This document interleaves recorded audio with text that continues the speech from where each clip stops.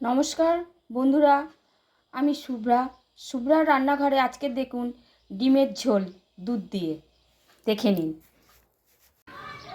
তেল ঢেলে দিলাম, দেওয়ার পরে এবারে তেলটা আমার গরম হয়ে গেছে। এরপর আমি ডিমগুলো দিয়ে দিচ্ছি।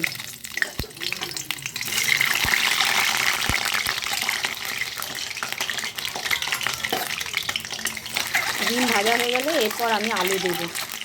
ডিমটা ভাজা হয়ে গেছে, ডিমটা হালকা করে ভেজে নিয়েছি। দেখুন 4টে ডিম আছে। এরপর আমি আলুগুলো দিয়ে দিচ্ছি। আলুগুলো ভাজা হয়ে গেলে মশলা দেবো।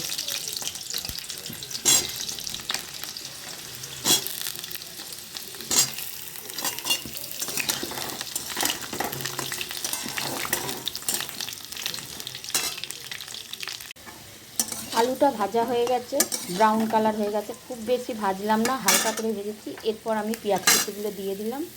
পেঁয়াজ কুচিটা ভাজা হয়ে গেলে পর মশলাটা দেবো। প্রত্যেকটা মশলা একটা একটা করে আমি দেবো।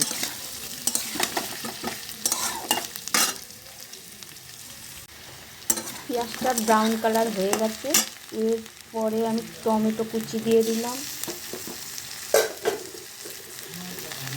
টমেটো কুচি দিয়ে দিচ্ছি। ক্যাপসিকামগুলো দিয়ে দিলাম।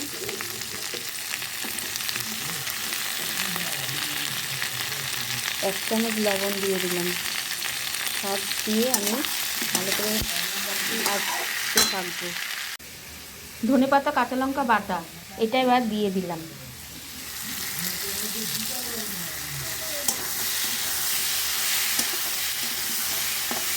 ভালো করে কষিয়ে আর একটা জিনিস দেওয়া যাবে। তেল ছেড়ে গেছে, মশলা আমার ভালো করে ভাজা কষা হয়ে গেছে। দেখুন বন্ধুরা, এরপর আমি দেব দুধটা। এক বাটি আমি দুধ দিয়ে দিলাম।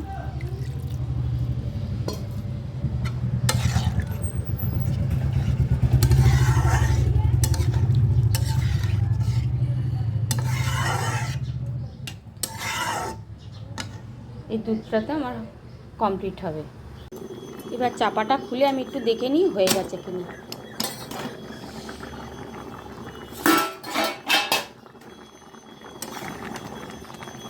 হ্যাঁ, আমার এই ডিমের ঝোলটা, ডিমটা আমার হয়ে গেছে,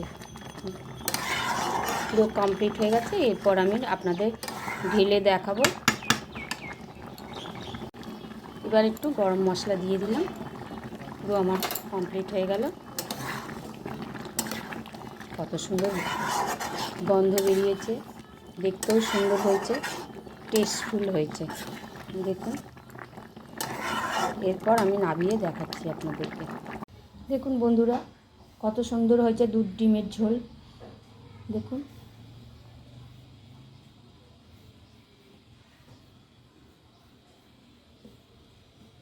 কত সুন্দর হয়েছে। যদি এই রেসিপিটা আপনাদের ভালো লেগে থাকে তাহলে লাইক, কমেন্ট, শেয়ার করতে ভুলবেন না। আপনারা ভালো থাকবেন সবাই। টাটা।